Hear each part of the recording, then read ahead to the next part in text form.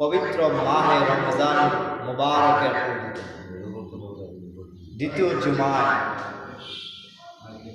যে আল্লাহ পাক আমাদেরকে ভালোবেসে মহব্বত করে তার পবিত্র ঘর মসজিদে আসা এবং বসার তৌফিক দান করেছেন। এই জন্য আমরা মন থেকে, অন্তরের অন্তঃস্থল থেকে সকলে মিলে করছি আলহামদুলিল্লাহ। আর আওয়াজ দিয়ে বলেন আলহামদুলিল্লাহ।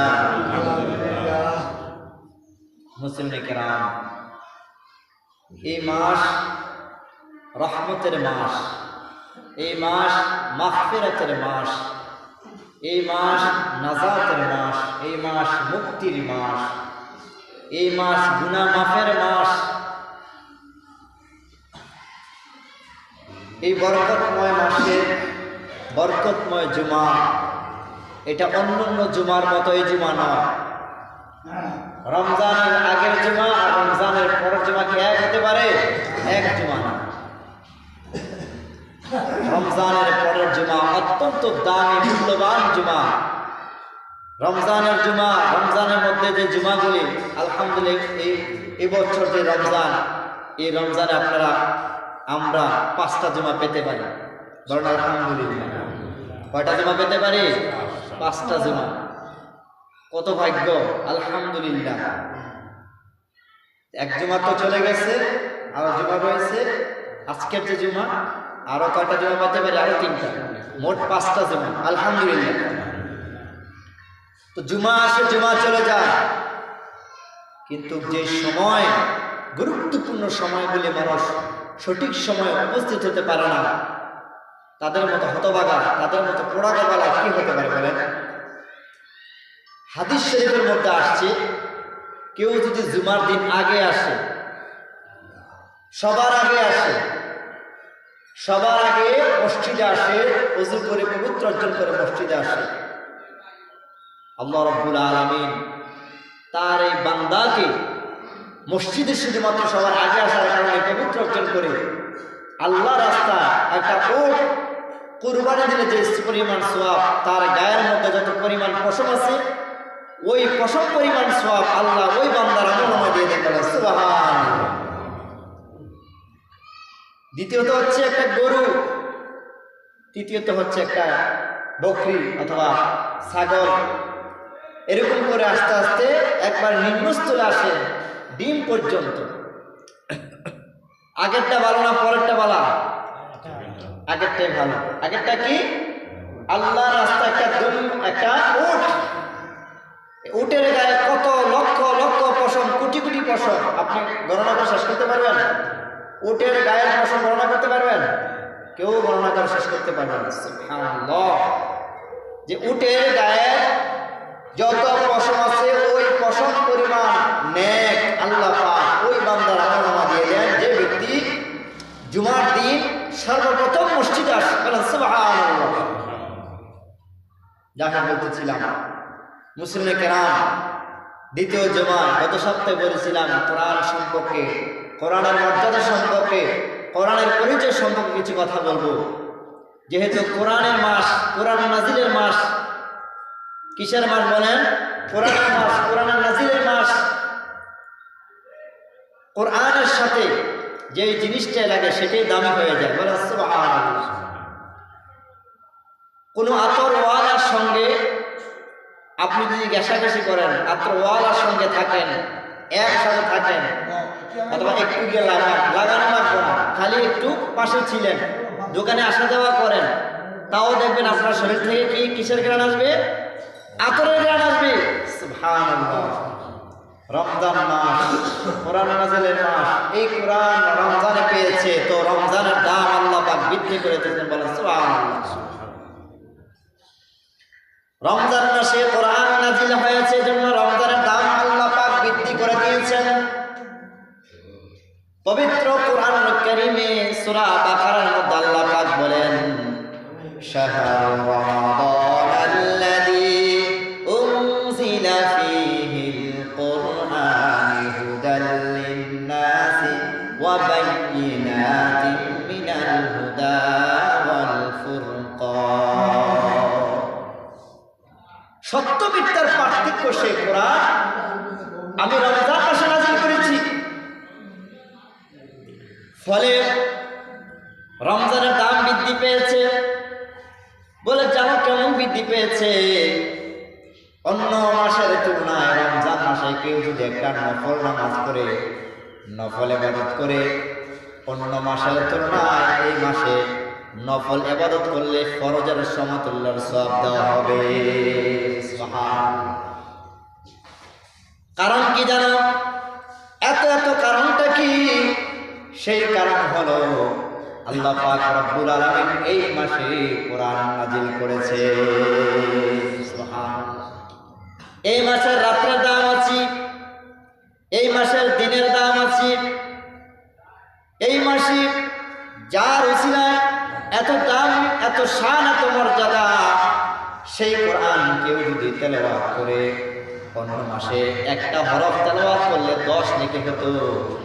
আর এই মাসে কেউ যদি একটা হরফ তেলাওয়াত করে, একটা হরফ উচ্চারণ করে, মুখে শুধু আলিফ অথবা বা বলে একটা হরফ উচ্চারণ করার কারণে আল্লাহ পাক রব্বুল আলামিন 1কে 70 গুণ বাড়ায় দিয়েছে, আর 10কে 700 গুণ আল্লাহ পাক বাড়ায় দিয়েছে। সুবহানাল্লাহ। এই সবটার কারণ হচ্ছে কোরআন। এই সবটার কারণ কি বলেন না? কোরআন। এই সবটার কারণ হলো কোরআন। কেউ যদি অন্তর থেকে কোরআনকে মহব্বত করে, কোরআনকে ভালোবাসে, আল্লাহ পাক রব্বুল আলামিন বলেন যারা কোরআনকে ভালোবাসে, কোরআনকে মহব্বত করে, আল্লাহ পাক রব্বুল আলামিন তার সম্মান মর্যাদা এমন বাড়ায় দেন, মৃত্যুর পরে পরে আল্লাহ পাক রব্বুল আলামিন তার সঙ্গে হিসাবে কোরআনকে বানিয়ে নেয়। মৃত্যুর পরে কোরআনকে ভালোবাসার কারণে, মহব্বত করার কারণে, কোরআনকে তাজিম এবং সম্মান করার কারণে মৃত্যুর পরে পরে আপনি যাকে বেশি ভালোবাসছেন, যাকে বেশি মহব্বত করেছেন, আল্লাহ পাক রব্বুল আলামিন কবরে যখন আপনি যাবেন, কবরে যখন আপনাকে রাখা হবে, আপনার মৃত্যুর পরে পরে আপনার সঙ্গে সব মুআমালা মুশাহাদা হবে কোরআনের সঙ্গে। বলেন সুবহানাল্লাহ। আর এমন এক কোরআন, যেই কোরআন মানুষ তেলাওয়াত করবে, বোঝে পড়ুক আর না বোঝে পড়ুক, আমি বুঝি না, অর্থ বুঝি না, হরফ ভালো করে চিনি না, আমার মনে যা চায় আমি একটু তেলাওয়াত করলাম, একটু তেলাওয়াত যতটুকু আমরা করলাম, এই তেলাওয়াত করতে করতে যারা তেলাওয়াত করার ব্যস্ত থাকে, আল্লাহ তাআলা হাদিসে কুদসির মধ্যে বলেছেন যারা কোরআন পড়তে পড়তে ব্যস্ত থাকে, আল্লাহর কাছে কোনো কিছু চাইতে পারে না, চাওয়ার সময় নাই। যে ব্যক্তি আল্লাহর কাছে চায় আর যে ব্যক্তি আল্লাহর কাছে চাইতে পারে না কোরআন তেলাওয়াতের জন্য, হাদিসে কুদসির মধ্যে এসেছে এমনি ভাবে কেউ তেলাওয়াত করতে থাকে, তেলাওয়াত করতে থাকে, তেলাওয়াত করতে থাকে, আল্লাহ পাক রব্বুল আলামিন বলেন আমার যে বান্দা তেলাওয়াত করতে কি আমার কাছে চাইতে পারলো না, যে ব্যক্তি চাইলো তার থেকে বেশি আমি দেব, যে ব্যক্তি চাইতে পারে না তেলাওয়াত করার কারণে। যে ব্যক্তি আল্লাহর কাছে চায় নাই, সময় নাই, শুধু তেলাওয়াত করতেছে, পবিত্র অর্জন করে তেলাওয়াত করতেছে, শুধু তেলাওয়াত করতেছে, তো সে চাইতে পারে নাই। বলে যে ব্যক্তি চাইলো তার চেয়ে বেশি দেওয়া হবে কাকে? যে ব্যক্তি চাইতে পারে না, শুধু কিসের কারণে? তেলাওয়াত করার কারণে। বলেন না সুবহানাল্লাহ। এবার আপনার সম্পর্ক কেমন থাকবে কোরআনের সঙ্গে? আমার সম্পর্ক কেমন থাকবে কোরআনের সঙ্গে? এটা স্বাভাবিক বিষয়। আপনি যে জিনিসকে যত বেশি চিনেন জানেন, তার সঙ্গে সম্পর্কটা বেশি বাড়ান। একজন হাফেজ অথবা আলেম, সে কোরআনকে বেশি চিনে, বেশি জানে, এই জন্য তার সম্পর্ক কোরআনের সঙ্গে। এই জন্য আপনি তাকে সম্মান করেন, হুজুর বলেন, হাফেজ বলেন, আলেম বলেন, তাকে মর্যাদা দেন, তাকে সম্মান করেন, তাকে হাদিয়া দেন, মহব্বত করেন। আমার ভাইয়েরা, এটা সাধারণ মানুষ মনে করেন আমরা, যার উপরে কোরআন নাযিল হয়েছে, আমাদের আখিরি পয়গম্বর মুহাম্মদ আরবি সাল্লাল্লাহু আলাইহি ওয়াসাল্লাম, হুজুরের সঙ্গে কেমন সম্পর্ক ছিল কোরআনের?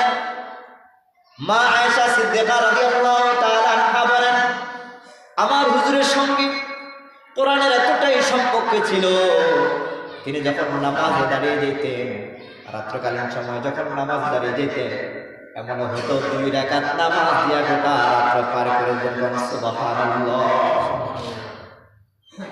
এশার নামাজের পরে কোরআন যদি তিনি তেলাওয়াত করতেন তবে নামাজে দাঁড়িয়ে যেতেন।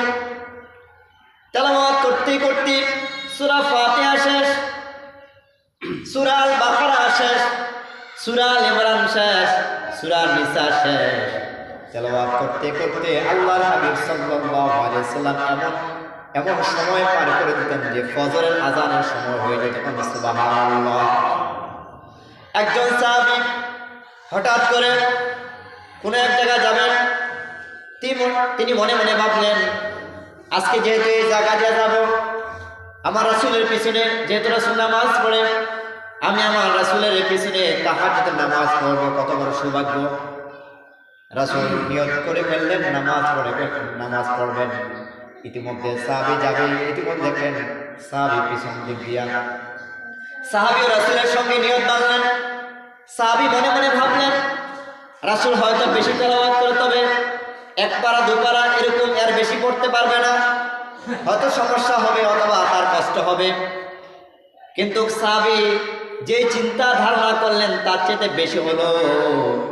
যখন সাহাবী নামাজের ভিতরে দাঁড়িয়ে গেলেন, রাসূলের পিছনে নামাজ পড়তেছেন, তখন দেখতেছেন রাসূল সাল্লাল্লাহু আলাইহি ওয়াসাল্লাম এমন তেলাওয়াত শুরু করলেন, 1 পারা 2 পারা 3 পারা নয়, পড়তে পড়তে সূরা নিসা পর্যন্ত চলে গেছে। এমনকি তারপরে যে সূরা মায়দাও শেষ করে ফেলছে 1 রাকাতের ভিতরে। বলেন সুবহানাল্লাহ। এমন হাদিসে আসছে, আম্মা আয়েশা বললেন যে নবীজি নামাজ পড়তেছে, তেলাওয়াত করতেছে, তো আমি দেখতেছি আমার রাসূলের যে পা মুবারক ফুলে গেছে, একেবারে ফুলে গেছে। সুবহানাল্লাহ বলবেন না? তবে রাসূলের একটা ইনসাফ ছিল। রাসূল যখন জামাতে নামাজ পড়তেন তবে এত বড় কেরাত নেন নাই, কারণ রাসূল সাল্লাল্লাহু আলাইহি ওয়াসাল্লাম যখন নামাজের ইমামতি করবেন তিনি খেয়াল করতেন পিছনে মুরব্বীরা থাকতে পারে, পিছনে মা মহিলারাও আছে, পিছনে মহিলারা আছে। কেমন ধরনের মহিলা? যেই ধরনের মহিলা, যেই মহিলার গর্ভে বাচ্চা আছে এমন ধরনের মহিলা পিছনে আছে। আবার এমন ধরনের মহিলা, যেই ধরনের মহিলার বাচ্চা, ছোট ছোট বাচ্চা, ওই বাচ্চাদেরকে আবার দুধ পান করানো লাগবে। এই জন্য আল্লাহর হাবিব জামাতে নামাজ পড়ার সময় এত বেশি লম্বা কেরাত নেন নাই। সুবহানাল্লাহ বলবেন না? সুবহানাল্লাহ। তবে একা একা নামাজ পড়ার সময় লম্বা লম্বা কেরাত দিতেন। একা একা নামাজের সময় কি করতেন? তিনি লম্বা কেরাত নিতেন।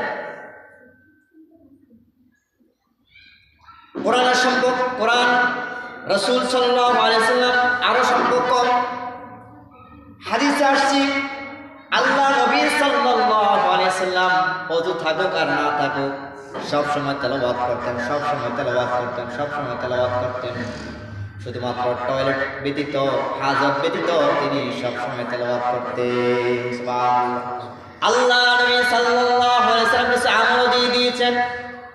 সাহাবীরা সময় কথা তো তোমরা প্রচার করে দিবা, নারী হোক পুরুষ হোক সবার জন্য কথা। যারা দৈনিক দিনে আমলগুলি করবে আল্লাহ পাক তাদের সম্মান মর্যাদা কোরআন তেলাওয়াত করার কারণে আল্লাহ পাক তাদের সম্মান মর্যাদা বৃদ্ধি করে দিবেন। বলেন সুবহানাল্লাহ। প্রত্যেকদিন ফজরের পরে সূরা ইয়াসিন তেলাওয়াত করার জন্য বলেছেন। প্রত্যেকদিন ফজরের পরে সূরা ইয়াসিন তেলাওয়াত করার কথা বলেছেন। আবার যখন মাগরিবের সময় আসবে মাগরিবের পরে সূরা ওয়াকিয়া তেলাওয়াত করার জন্য বলেছেন। আবার যখন এশারের সময় হবে এশারের সময় সূরা মুলুক কেউ যেন না পড়ে না ঘুমায়। সুবহানাল্লাহ। সূরা মুলুক তেলাওয়াত থাকবে। আবার যখন এরকম ভাবে রাত্র যখন ঘুমানোর জন্য যাবা তখন যেন তুমি আয়াতুল কুরসি পড়ে ঘুমাও। আয়াতুল কুরসি কেউ যদি পড়ে, আয়াতুল কুরসি কেউ যদি আমলটা করে, আয়াতুল কুরসি পড়ে কেউ যদি ঘুমায়, আল্লাহ পাক রব্বুল আলামিন আল্লাহর বান্দা বান্দীকে নিরাপত্তা দিয়ে বেষ্টন করে রাখবেন। সুবহানাল্লাহ। আয়াতুল কুরসির আমলটা নিরাপত্তা দিয়ে দিবেন। কোথাও অবস্থান করেছে আয়াতুল কুরসি? সূরা আল বাকারা 255 নম্বর আয়াত। পারা হিসাব করলে 3 অংশে আমার সাথে পড়েন আল্লাহু লা ইলাহা ইল্লা হুয়াল হাইয়ুল কাইয়্যুম লা তাখুযুহু সিনাতুন ওয়া লা নাওম লাহু মা ফিস সামাওয়াতি ওয়া মা ফিল আরদ মান যাল্লাযী ইয়াশফা'ু ইনদাহু ইল্লা বিইذনিহি ইয়া'লামু মা বাইনা আইদিহিম ওয়া মা খালফাহুম ওয়া লা ইউহীতুনা বিশাইইন মিন ইলমিহি ইল্লা বিমা শাআ ওয়াসি'a কুরসিyyুহus সামাওয়াতি ওয়াল আরদ ওয়া লা ইয়াউদুহু হিফযুহুমা ওয়া হুয়াল আলিয়্যুল আযীম। কেউ যদি এমনিভাবে তেলাওয়াত করে, ফজরের পরও তেলাওয়াত করে, যোহরের পরও তেলাওয়াত করে, আসরের পরও তেলাওয়াত করে, মাগরিবের পরও তেলাওয়াত করে, এশারের পরও তেলাওয়াত করে, সর্বশেষ ঘুমান যখন আমরা নিদ্রায় যাব তখন তেলাওয়াত করে, এই তেলাওয়াত করার কারণে হাদিসের মধ্যে আসছে কেউ যদি এইভাবে পূর্ণাঙ্গ আমল করতে পারে তাহলে সে মরতে দেরি হবে, আল্লাহ পাক তাকে জান্নাত দিতে দেরি করবেন না। বলেন সুবহানাল্লাহ। এত গুরুত্বপূর্ণ। আবার কোরআনুল কারীমের একটি মর্যাদা সম্পন্ন সূরা সূরা আল বাকারা। কেউ যদি নতুন ঘর দেয়, কেউ যদি নতুন ঘর উদ্বোধন করে তাহলে যেন সে সূরা আল বাকারা পুরাটা সূরা যেন ঘরের ভিতরে তেলাওয়াত করে। যদি সূরা আল বাকারা ঘরের ভিতরে তেলাওয়াত করে তাহলে জিন শয়তান, মানুষ শয়তান, জাদুটনা কোনোটাই এই কাজে আসবে না। বলেন সুবহানাল্লাহ। সূরা আল বাকারা প্রথম থেকে নিয়ে শেষ পর্যন্ত যদি ঘরের ভিতরে তেলাওয়াত করা হয় তাহলে জাদুটনা, কালা জাদু আর কত খারাপ আছে না বলেন, কোনোটাই আপনাকে আক্রমণ করতে পারবে না। বলেন সুবহানাল্লাহ, সুবহানাল্লাহ। আরো গুরুত্বপূর্ণ সূরা জুমার দিন, সূরা কাহাফ। জুমার দিন কোন সূরা? সূরা কাহাফ। সূরা কাহাফ কেউ যদি আমল করি, সে যদি জুমার দিন মারা যায়, যেদিন তেলাওয়াত করলো সেদিন যদি মারা যায়, আল্লাহ পাক রব্বুল আলামিন অবশ্যই বিনা হিসাবে তাকে জান্নাতের ব্যবস্থা করে দিবে। সূরা কাহাফ।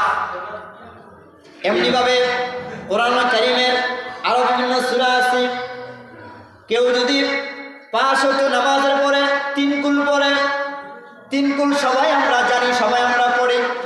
আমার সাথে বলেন কুল হুয়াল্লাহু আহাদ আল্লাহুস সামাদ লাম ইয়ালিদ ওয়া লাম ইউলাদ ওয়া লাম ইয়াকুল লাহু কুফুয়ান আহাদ। তারপর হচ্ছে কুল আউযু বিরাব্বিল ফালাক মিন শাররি মা খালাক ওয়া মিন শাররি গাসিকিন ইযা ওয়াকাব ওয়া মিন শাররিন নাফাসাতি ফিল উকাদ ওয়া মিন শাররি হাসিদিন ইযা হাসাদ। কুল আউযু বিরাব্বিন নাস মালিকিন নাস ইলাহিন নাস মিন শাররিল ওয়াসওয়াসিল খান্নাস আল্লাযী ইউওয়াসওয়িসু ফি সুদুরিন নাস মিনাল জিন্নাতি ওয়ান নাস। এই হলো 3 কুল সূরা ফাতিহার সঙ্গে 3 কুল পড়ে পুরা শরীরকে বন্ধ রাখবেন। আপনাকে জিন হোক আর মানুষ শয়তান হোক কোনটা আপনাকে আক্রমণ করতে পারবে না। আল্লাহর এই কোরআনের দিয়ে জারফুক যদিও করেন আপনি, কোনো বাচ্চা অসুস্থ, শরীর খারাপ, কোনো বাচ্চা বেশি খারাপ, জ্বর ঠান্ডা যায় লাগুক না কেন, ঈমান যদি থাকে এই আমলটা করতে পারেন। পানির ভিতরে ফু দিয়া তাকে খাওয়াতে পারেন অথবা তাকে জারফুক করতে পারেন। আল্লাহর কোরআন সত্য, এই কথা মিথ্যা হতে পারে না। আল্লাহ পাক রব্বুল আলামিন কোরআন উসিলা করে তাকে সুস্থ এবং শাফা আজিলা কামেল নসিব করবেন। সুবহানাল্লাহ। এইজন্য কোরআনের সাথে লেগে থাকেন, কোরআনের আমল করেন, আল্লাহ পাক নিজের জীবনকে পরিবর্তন করে দেবেন।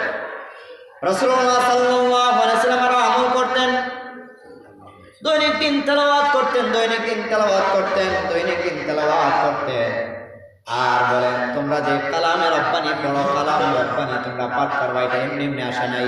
23 বছর সময় লাগাইয়া আল্লাহ কোরআন নাজিল করেছেন। বলেন সুবহানাল্লাহ। 23 বছরে আস্তে আস্তে কোরআন নাজিল করেছেন।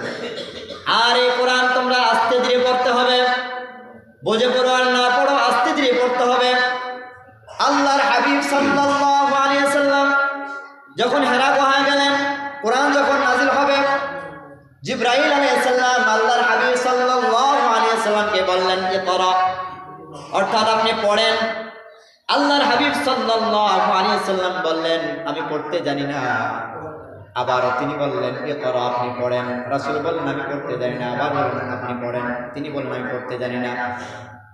আল্লাহর হাবিব সাল্লাল্লাহু আলাইহি ওয়াসাল্লামকে জিবরাইল আলাইহিস সালাম এমনি ভাবে তার সিনা, রাসূলের সিনার সঙ্গে একটু কোলাকুলি করলেন, মুলাকাত করলেন, আর বললেন ইকরা বিসমি রাব্বিকাল্লাযী খালাক খালাকাল ইনসানা মিন আলাক ইকরা ওয়া রাব্বুকাল আকরাম আল্লাযী আল্লামা বিল কলম আল্লামাল ইনসানা মা লাম ইয়ালাম। এমনি ভাবে যখন আগে প্রথম বললেন আল্লাহর নামে আপনি পড়েন, আল্লাহর হাবিব সাল্লাল্লাহু আলাইহি ওয়াসাল্লাম নবীজি সাল্লাল্লাহু আলাইহি ওয়াসাল্লাম জিবরাইল আলাইহিস সালামের এই শেষ বাণীর কথা সঙ্গে সঙ্গে তিনিও টুকলে রে বললেন ইকরা বিসমি রাব্বিকাল্লাযী খালাক। বলেন সুবহানাল্লাহ। তিনি বললেন আর তাড়াহুড়া করতেছেন, একটু তাড়াহুড়া করতেছেন। যেমন বিভিন্ন মসজিদে তারাবিহ নামাজ যখন হয়, যে কোনো জায়গায় কোরআন শরীফ দিয়ে তারাবি নামাজ পড়ানো হয়, যত তাড়াহুড়ো সম্ভব, যত তারাবি মানে যত তাড়াতাড়ি পড়তে পারে। তারাবি মানে মানুষ মনে করে তারাবি মানে কি যত তাড়াতাড়ি পড়তে পারে, তো তাড়াহুড়া করা এভাবে তাড়াহুড়া করতেছে। নবীজি সাল্লাল্লাহু আলাইহি সাল্লাম কোরআন পড়তে পড়তে তাড়াহুড়া করতেছে। আল্লাহর হাবিব সাল্লাল্লাহু আলাইহি সাল্লাম বললেন হে রাসূল আপনি তাড়াহুড়া করবেন না, আপনি কোরআনকে ধীরস্থিরের সাথে পড়েন। ওয়ারাত্তিলিল কুরআনা তারতিলা, কোরআনকে ধীরস্থিরের সাথে পড়েন। মাইকের আওয়াজ যত দূর যাচ্ছে যারা শুনেন, নারী হোক পুরুষ হোক, যত মানুষ তেলাওয়াত করে রমজান উপলক্ষে এবং রমজানের বাহিরে, একটা কথা খেয়াল রাখবেন, যত তাড়াহুড়া করে কোরআন তেলাওয়াত করবেন, মনে রাখবেন আপনার উচ্চারণ যদি সহি শুদ্ধ না হয়, আপনি যদি তাড়াহুড়া করেন তাহলে এই কোরআন আপনাকে অভিশাপ দিবে। বলেন নাউযুবিল্লাহ। ভুল পড়েন কোনো অসুবিধা নাই, ভুল পড়েন, কিন্তু হয়তো আপনি পারতেছেন এটা ভুল হইতেছে, এটা স্বাভাবিক, এটা আল্লাহ মাফ করতে পারে। কিন্তু ইচ্ছাকৃতভাবে ভুল করবেন, এটা আল্লাহ মাফ করবে না, এটা লানত দিবে কোরআন। আল্লাহ পাক রব্বুল আলামিন তার হাবিবকে বললেন, সুন্দর করে ডাক দিলেন। সূরা মুজাম্মিল আছে ইয়া আইয়ুহাল মুজাম্মিল কুমিল লাইলা ইল্লা কালিলা নিসফাহু আও ইনকুস মিনহু কালিলা আও জিদ আলাইহি ওয়ারাত্তিলিল কুরআনা তারতিলা। কম্বলওয়ালাকে ডেকে বললেন, কম্বলওয়ালা বলছেন তো, রাসূলকে বলছেন কম্বলওয়ালা, হে কম্বলওয়ালা। সূরা মুজাম্মিলের তাফসীর করবেন, এই কথাগুলি আপনারা স্পষ্ট পাবেন ইনশাআল্লাহ।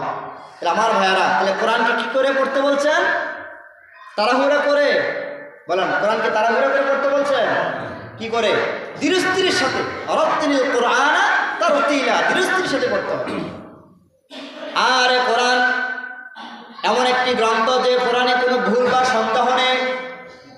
আল্লাহ পাক রব্বুল আলামিন সূরা বাকারার মধ্যে বলেছেন যালিকাল কিতাবু লা রাইবা ফীহি। এই কোরআন তো ভুল হবে দূরের কথা, এখানে কোনো সন্দেহের অবকাশ নাই। বলে সুবহানাল্লাহ। পৃথিবীর মানুষ বই লেখে, অন্য গ্রন্থ লেখে, সেখানের ভিতরে কোনো এক পৃষ্ঠার মধ্যে লেখা দেন আমার বইয়ের ভিতরে যদি কোনো ভুল থাকে নেক্সটে আমাকে জানাই দেবেন। আমাকে যদি জানাই দেন তাহলে আমি ভুল সংশোধন করার চেষ্টা করব। আর আল্লাহ পাক রব্বুল আলামিন ১৫০০ বছর আগে যে কালামে হাকিম নাজিল করেছেন রাসূলের মাধ্যমে, তিনি প্রথমেই চ্যালেঞ্জ করেছেন এই কোরআনের ভিতরে কোনো ভুল তো দূরের কথা, সেখানে কোনো সন্দেহের অবকাশ নাই। বলেন সুবহানাল্লাহ, সুবহানাল্লাহ। তাহলে কোরআনে কোনো ভুল আছে নাকি? বলেন ভুল নাই, ভুলের অবকাশ নাই, ভুল তো দূরের কথা, কোনো সন্দেহ নাই। আর যে ব্যক্তি সন্দেহ করবে তাহলে তার কি থাকবে না? ঈমান থাকবে না। কোরআন সম্পর্কে আর অনেক কথা আছে, সম্মানিত ভাইয়ারা আমার, যেহেতু সময় চলে যাচ্ছে, সময় তো কারোর জন্য অপেক্ষা করে না, যেহেতু সময় চলে যাচ্ছে, ইনশাআল্লাহ আরও যে কথাগুলি রয়েছে বলার দরকার ছিল, ইনশাআল্লাহ আমরা শুনবো লাইলাতুল কদর রাত্রে, অথবা যখন আমরা ইনশাআল্লাহ লাইলাতুল কদর